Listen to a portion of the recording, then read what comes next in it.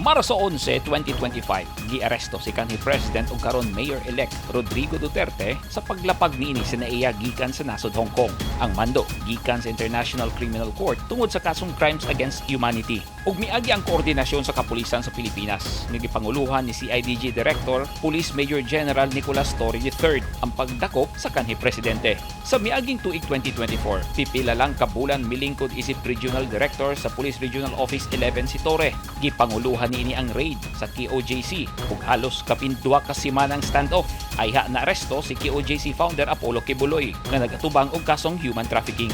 Siya sab ang nagpatuman sa 3-minute response time sa mga mahitabong krimen sa Davao City.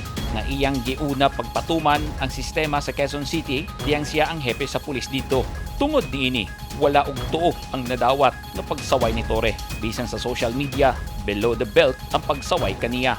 Gani si Torre ang inungdan nganong nabalhin ang daghang pulis Davao sa laing lugar human masakpan ang giingong double entry sa mga blatter sa mga police station sa Davao City. Hunyo 2, 2025 ang gikatakdang turnover sa bagong PNP Chief ug mismong sa Executive Secretary Lucas Bersamin ang nag-anunsyo nga si Torre ang musunod nga hepe sa PNP.